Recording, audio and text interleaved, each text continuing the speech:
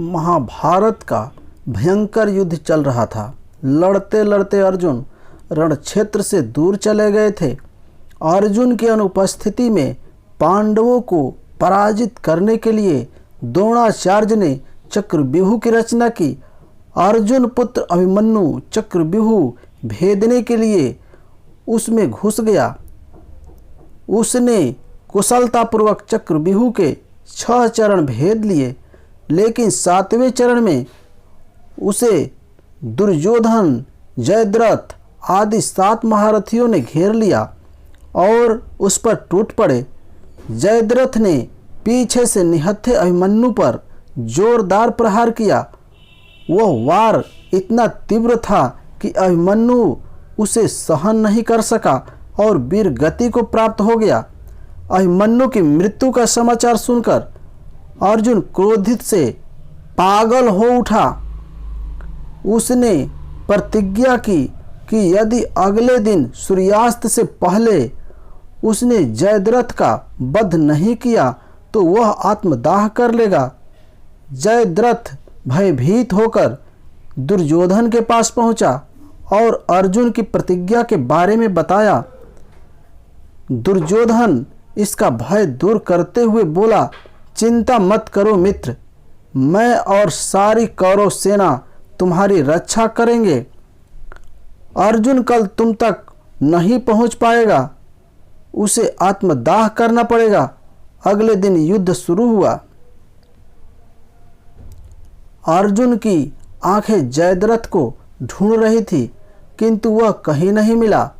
दिन बीतने लगा। धीरे धीरे अर्जुन की निराशा बढ़ती गई।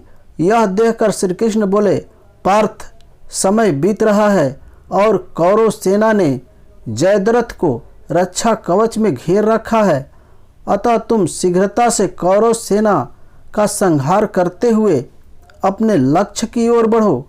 यह सुनकर अर्जुन का उत्साह बढ़ा और वह जोश से लड़ने लगा, लेकिन जयद्रथ तक पहुंचना मुश्किल था। संध्या होने वाली थी। तब श्री कृष्ण ने अपनी माया फैला दी। इसके फलस्वरूप सूर्य बादलों में छिप गया और संध्या का भ्रम उत्पन्न हो गया। संध्या हो गई है और अब अर्जुन की प्रतिज्ञा वश आत्मदाह करना होगा। यह सोचकर जयद्रथ और दुर्योधन खुशी से उछल पड़े।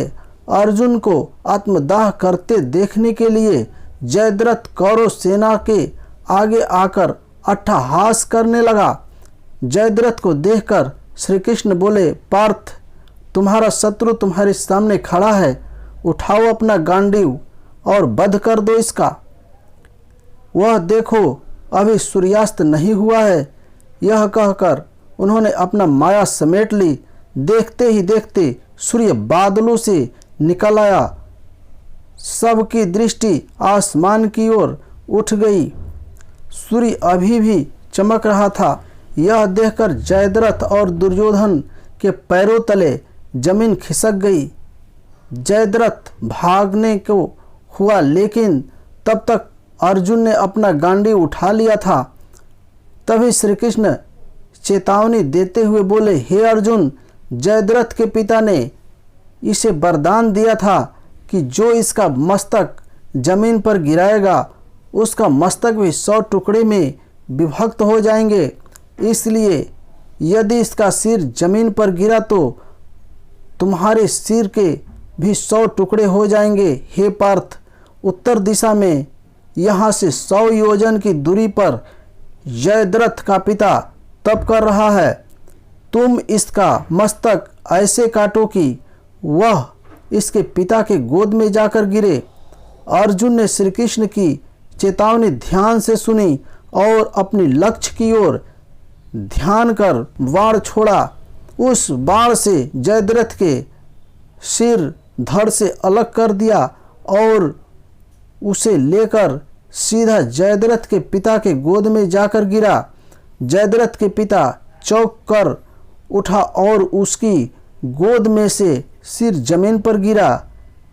सिर के जमीन पर गिरते ही उसके सिर के भी 100 टुकड़े हो गए।